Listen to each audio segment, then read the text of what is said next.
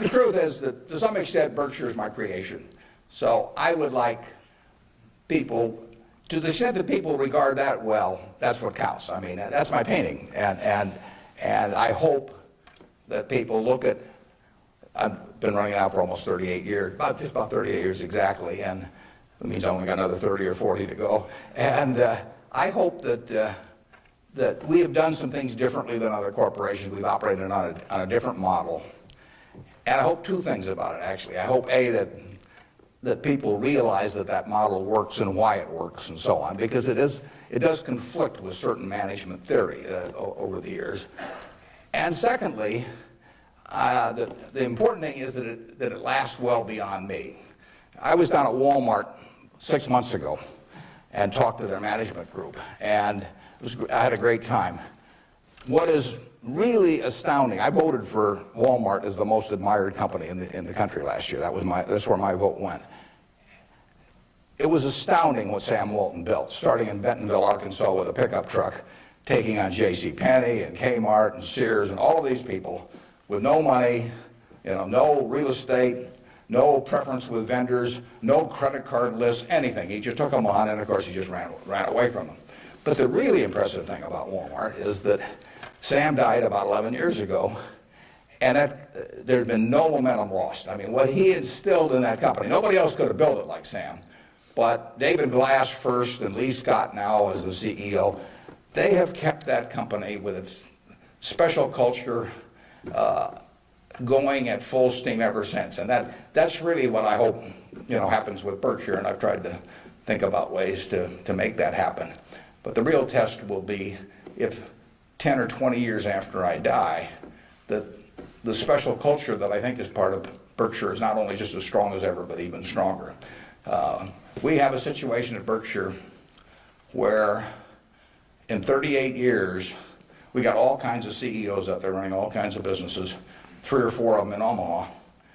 We have never had one CEO ever leave us, period, to go someplace else. I mean, I don't know that there's any place like that in the country. So it's been and we've never issued a stock option. You read in the papers that you got to have stock options to attract quality people, all that sort of thing. I mean, we've never had a share of them, and in the end, I don't know how many dozens of managers we're talking about, but no one has ever left for another job, and some have been offered way more money. In fact, Ajit Jain, who runs our reinsurance operation, probably could have increased his income 10 times, tenfold. Now, he's already making many millions, but tenfold. But he doesn't want to leave. And that is the culture that I hope we can maintain, and that's what I'd really like to be. If I've done anything to contribute to that, continuing after I die, that would be terrific. Of course, I actually plan to keep managing Berkshire after I die. You have to understand that. I have given all the managers Ouija boards. I've got these dark rooms they're going to go into, and I'll be there. Mrs. B at the Nebraska Furniture Park worked till 103 at Berkshire, and she's sort of our examples. And then she took off from work, and she died the next year. So it's very dangerous to quit as early as that. Yeah. Am I supposed to be calling on these people? Okay, good. Oh well, we've got there's a Buffett Foundation. Eventually, it will have everything. I mean, basically, everything I've made will go back to society. America's done it for me, and that's where it should go. I've got about an 8-page letter that the trustees have already seen. Incidentally, there's very few trustees. I don't believe in large groups of people making decisions. It gets to be, it sort of descends to the lowest common denominator. So there's only, maybe 5 or 6 trustees.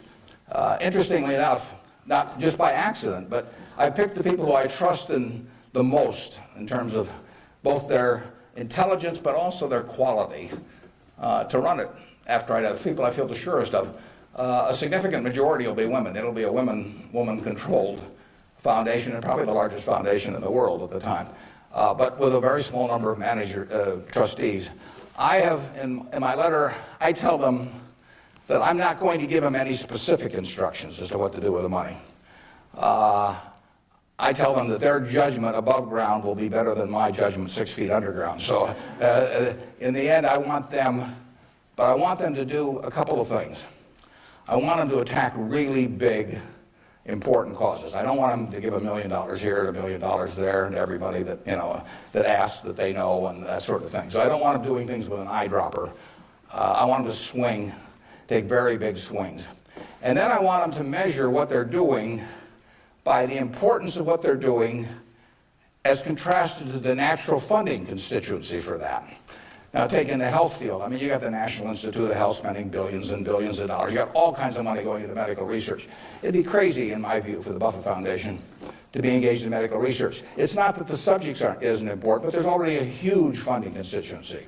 It would be crazy for the money to go to Harvard or something of the sort. It isn't a fine educational institution, but you've got all of these people that give money to Harvard, and they've got a rich alumni base and all of that sort of thing. So I want the combination of a terribly important program and the lack of a natural funding constituency. Well, where do you find that? You find that with unpopular causes to quite a degree. Rockefeller felt somewhat the same way. It's interesting. He was the first major patron of any sort of black colleges in the United States. Now, if you think about it, black colleges had no funding constituency. I mean, their alumni didn't have any money, basically. I mean, if you go back 75 or 100 years. So there wasn't any money coming in. People didn't, they didn't build great businesses and then leave tens or hundreds of millions of dollars to the institution. And it was self-perpetuating. And so Rockefeller stepped in and he took a group of black colleges and funded them in a very, very big way. And I admire that kind of a decision enormously. Otherwise, nothing would have happened. And that's what I hope the trustees of the Buffett Foundation do. I was with Bill Gates last week, and I consider his foundation, he and Melinda together, because they're equal partners in it, I consider their foundation to be the most logical big foundation in the world.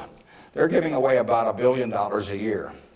Now, Bill said to, and Melinda said to themselves, how do we save the most lives per dollar spent in the world?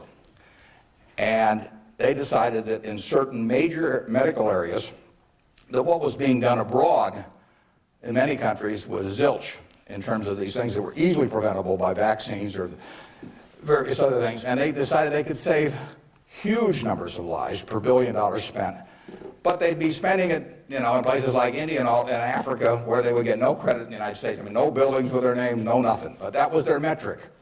And that's Bill's sole metric. I mean, he doesn't want to talk about, you can go to him with some proposition to stick his name on something, for $50 million. It doesn't interest him at all. It's a totally rational one, and he pours himself into it. He has educated himself on medicine, and particularly medicine outside the United States, in a way that I've never seen anybody. And I've got good news for you. This you should write down. On May 2nd, on public broadcasting, there will be a program where Bill Moyers is interviewing him, and Bill explains his philanthropic thinking. And I went there. It was taped at Columbia University, and in fact, you may even see me in the audience sitting next to Melinda. But it's going to be a great program. They took about an hour and 20 minutes, and it's going to get edited down to 56 or 58 minutes. But you will hear as cogent an argument for rational philanthropy on that program as you'll ever hear in your life. So it's interesting. That program came about because about 2 years ago, I asked Bill a question at a group I get together, something akin to what you asked him. I asked him to talk about the evolution of his philanthropic thinking. And there were a group of about 60 of us there, and he talked to us, and I mean, it was a fabulous talk. And I said, you got to get that out in the public domain somehow. So this thing with Bill Moyers does that. If I die tonight, all my Berkshire shares, which are 99% of my net worth plus, go to my wife. She dies first, hers go to me, and then it all goes to the Buffett Foundation.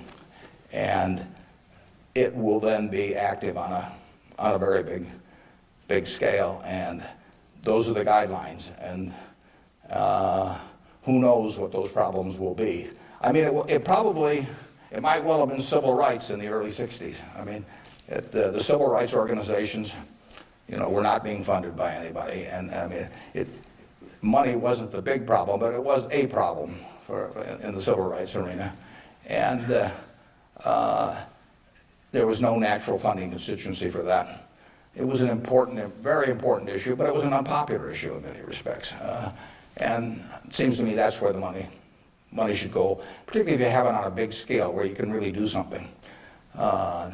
Depends when I die, but 10 or 15 years from now, the foundation could really, I mean, it could have a lot of money. And so they could do some things that nobody else could attempt.